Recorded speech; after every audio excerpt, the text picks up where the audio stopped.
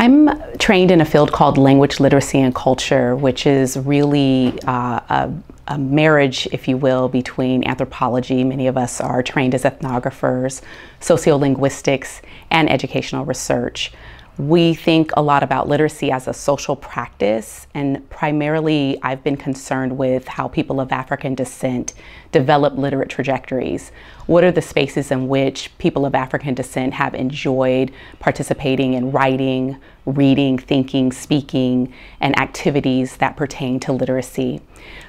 This work has taken me in myriad places, both in school and out of school, mostly because schools have not always had the capacity to support the literate practices of people of African descent in this country, in the United States. And so often, many of us will look to places that we call chosen literacy spaces, or what I've called in my work participatory literacy communities, which are spaces in which people of African descent have made decisions and been strategic about engaging in reading groups, writing groups, coming together for poetry, speakeasies. Maybe these places are in absentia of formal institutions. Maybe they are when they are denied access to formal institutions, and sometimes it may be that what the formal institutions are offering is substandard and there has to be another place to grow and cultivate their skills. So my earlier work really looked at Black owned and operated bookstores, the kinds of author events that they have, but I didn't just interview people who were sharing their work, the authors themselves. I was really careful to interview and engage people who are in the audience, because one of the things that I learned in these participatory literacy spaces is that people in the audience are equally as important as the alleged speaker or the person who's on stage or the person who folks have come to see, and that the person who's on stage, so to speak, has this there's a blurred boundary between the so-called audience and the speaker, and how important it is to have that relationship in these participatory literacy communities or chosen literacy spaces for people of African descent. I've also spent time in youth detention centers in the urban Southeast, working with a woman-focused theater company who worked with incarcerated girls, teaching them playwriting and performance. And I was really curious about how these girls came to see themselves as writers, as readers, as playwrights, and how arts help them reposition themselves to a public that was either wary of them or just had no understanding of what it was like to be in these girls' shoes. And it was really during that 6-year ethnography that my work transitioned, because if you've ever stepped foot into a youth detention center, which essentially is a jail for children, you're really transformed by what you see. First of all, it's confusing. I didn't know that many of these spaces existed in the way that they did. And I learned from these girls and from their families that many of them started at school that day and thought they were going to have a normal day, and an incident that took place at school ended up involving the police, which ended up involving the justice system. So imagine going to school in the morning and then being in a youth detention center in the evening. And this incredible women-focused theater company in the Southeast created these playwriting workshops to give girls these opportunities to think about what it would mean to write a play about their lived experiences and also stage those plays. And that's when my work started really going into the area of youth justice, social justice, transformative justice, and possibilities, because I could no longer just separate my desire as a researcher to think about the different ways in which people acquired literacy or became literate or began to see themselves or define themselves as literate. I couldn't divorce that from the fact that all of this was transpiring in a justice-involved building, in a youth detention center, where these young people were either awaiting trials or awaiting some other person to make a decision about whether or not they were going to get to return home, or if they were going to have to spend more time incarcerated. And that was a huge turn for me in my work. A lot of people ask, how does a language literacy and culture scholar become interested and invested in issues around justice? And that was really my trajectory. One of the things that I love about the story of Black institution builders who established schools, food co-ops, performance spaces, publishing houses, typesetters throughout the Black arts and Black power movements is that they were everyday people. They were mostly concerned parents who were concerned about the public school system and the kinds of education that their children might be inheriting that we weren't using the terminology anti-Black at the time, but to think about current discourses, I would say anti-Blackness in schools. These were artists who believed that art was not just for art's sake, but they believed that art was for the people's sake, which is a quote from Haki Madhubuti, one of the primary institution builders in my book featuring Black lives. Many of them were poets, and I think it's really interesting that several of the independent Black institutions throughout the country were started by poets. Poets were using their status as poets, their popularity, as well as their ability to draw people in with their words to actually incite action. So they really believed that, to borrow from the poet Gwendolyn Brooks, that words must work. It wasn't good enough just to perform poetry and read literature just to enjoy it, but that it should actually lead to action. It should lead to mobilizing people, galvanizing movements. So the institution builders who are center to my story are the men and women who started the Institute of Positive Education in Chicago, Illinois. Many things I feel like we can learn from them.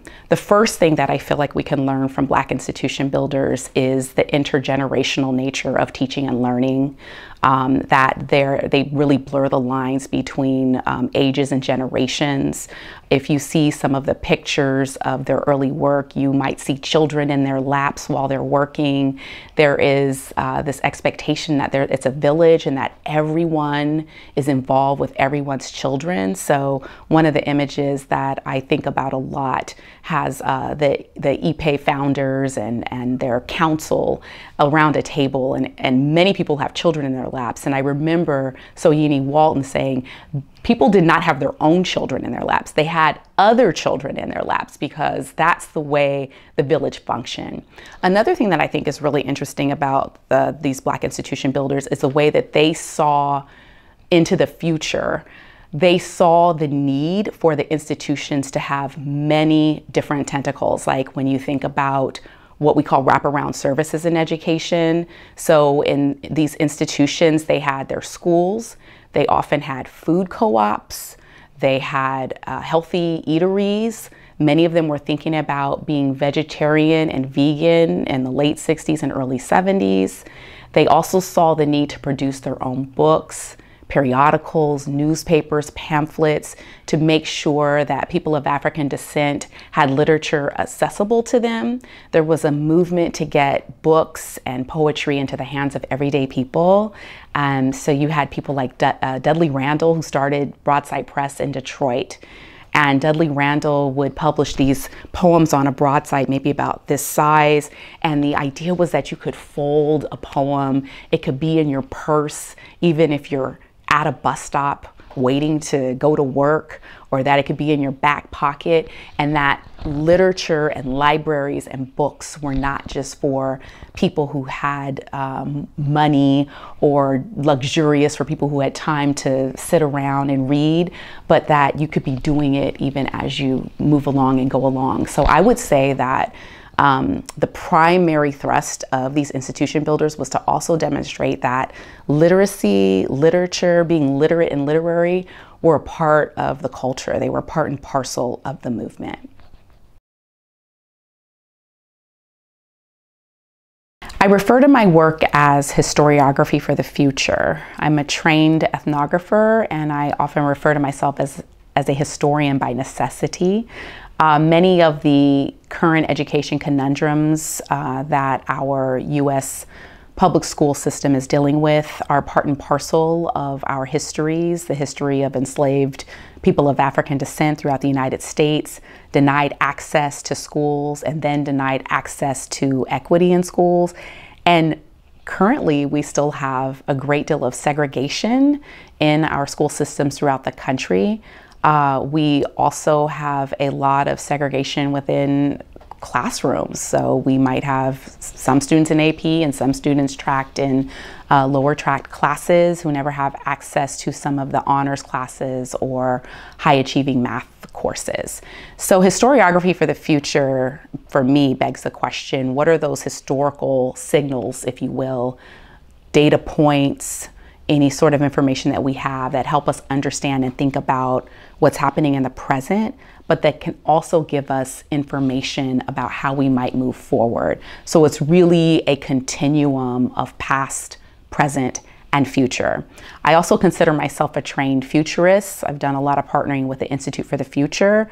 And what I mean by that is that I think about 10, 20 years out, what will education look like for everyone in the United States? But I've been focused on a project thinking about the educational futures of Black children.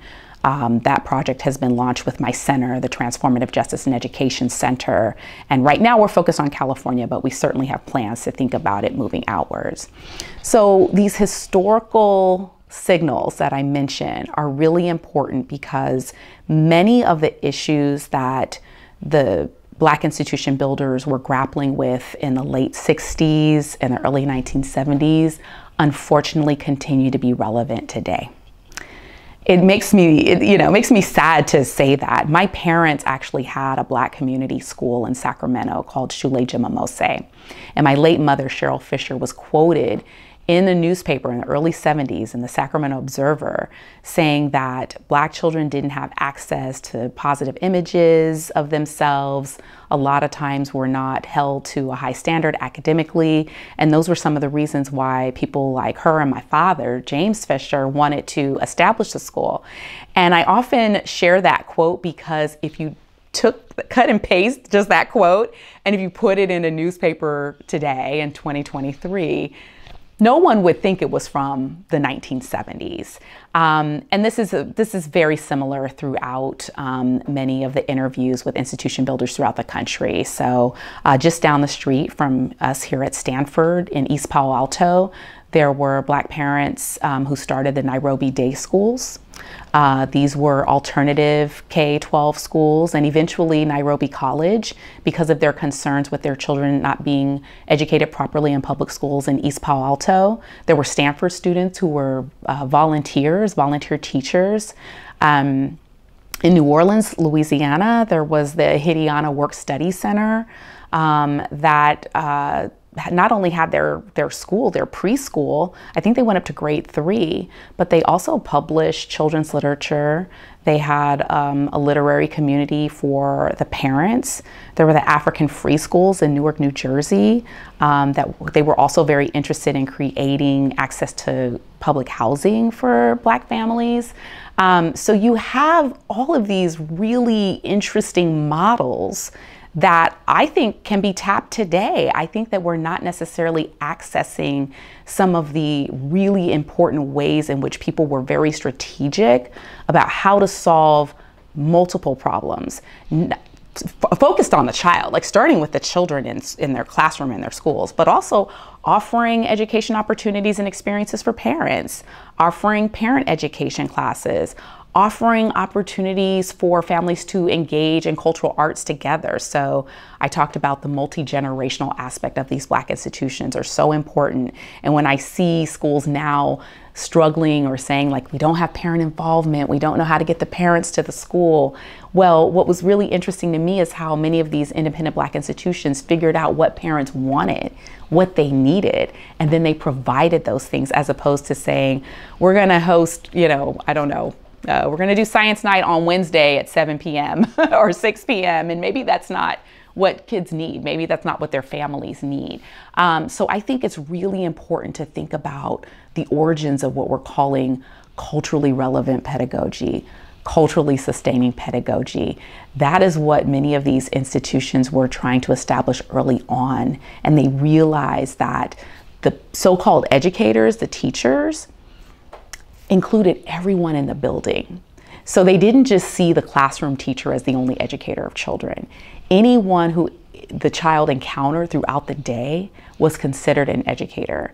Therefore, all of these people had to be socialized into a particular value system around seeing a child's excellence, So if you look at some data, like for example, when I was at the University of Wisconsin-Madison, there was a really important report called Race to Equity, and they looked at racial disparities between Black and white families in the domains of housing, criminal and juvenile justice, workforce and education.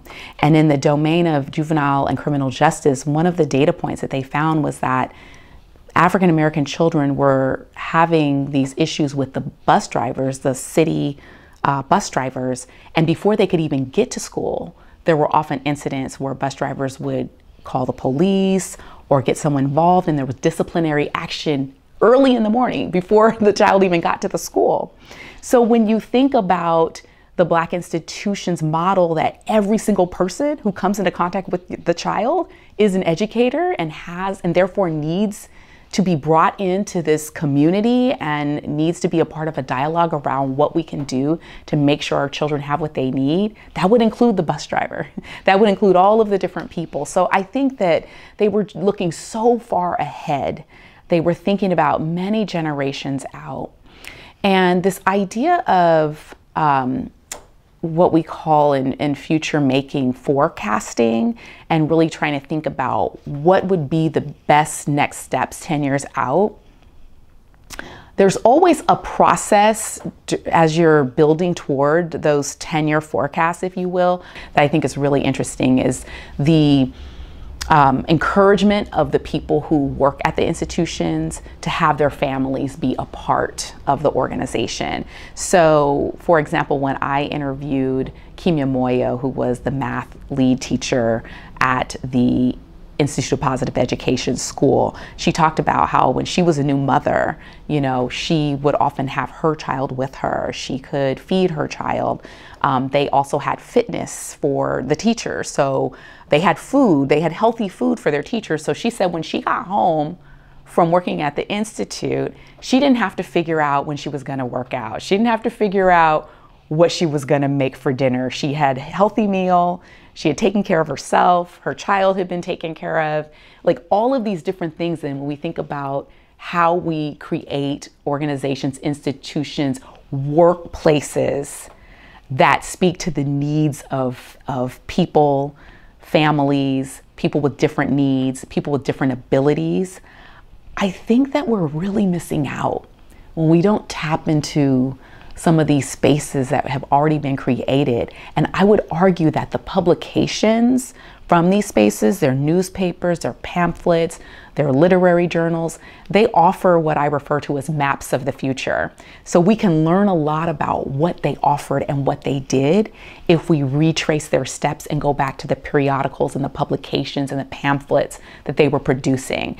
And so that's one of my passions and my goals at this stage of my career is to really follow these maps. I want to follow these constellations of institutions and institution builders to try to understand how is it that they responded to these really difficult, tense times that we feel now. And sometimes people feel hopeless, but I'm like, they had very similar social and political things happening that felt like, felt hopeless. Yet in the midst of all that, they figured out, how are we going to counter this? How are we going to create these other spaces where people can thrive? The time period that I'm focused on, so the Black Power and the Black Arts movement in the United States were both influenced and influencers. So they were influencers of the Caribbean arts movement that took place in the UK. They were part of the Pan-African movement, which was in countries in the Caribbean, as well as throughout the continent of Africa. And many of the Black institution builders were very much inspired by African leaders like Kwame Nkrumah, who was Ghana's first leader after their independence. And Julius Nyerere was really a hero to many of these institution builders, and he was Tanzania's first president after independence. And Julius Nyerere started a policy called Ujamaa, which is one of the 7 principles of Kwanzaa, which is really called familyhood, and it kind of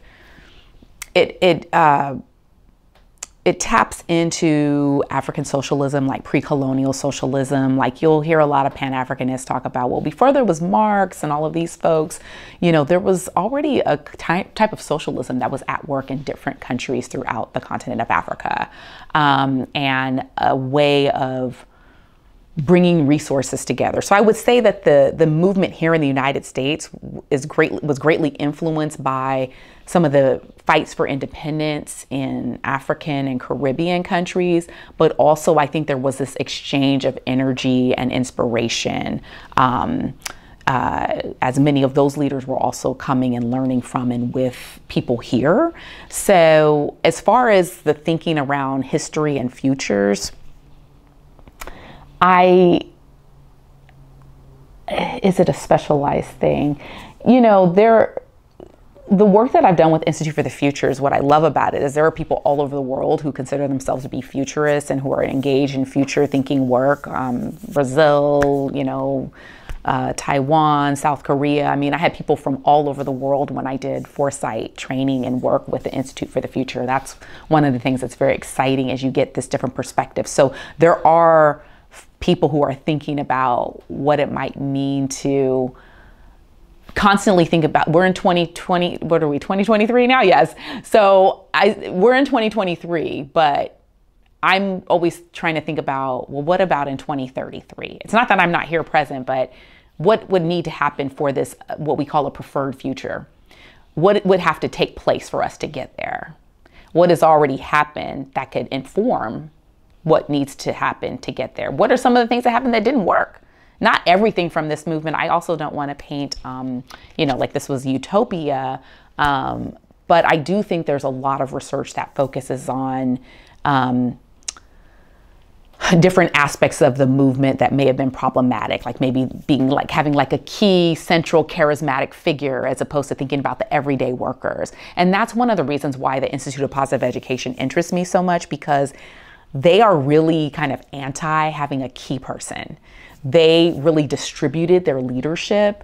They really distributed the work. And so you won't have, like, you'll have the person who, like, everyone will say Hakeem Madhubuti inspired them and got him, that he mostly got most of them to come to do the work. And what was really interesting is in April, when I got IPE visionaries together for a lunch, that was something that came up. They talked about the fact that Hakeem Madhubuti, formerly Don L.E., as incredible and charismatic and inspiring as he was, he did not allow any cult of personality stuff to develop around him.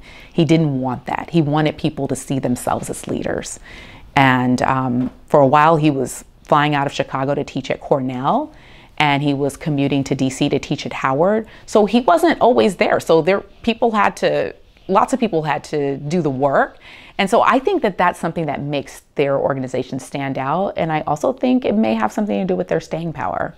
You know, this idea of being able to think about, to cultivate leadership in many different folks. Yeah, and just being more savvy around having lots of different point people for different things, and bringing out people's talents, cultivating and bringing out people's talents and saying, oh, you're the communications person. That's it. There's nobody else, you know, but maybe someone else has something to contribute to that conversation. So it's very inspiring, the way that they work together, and even hearing them talk about it today, it's still there.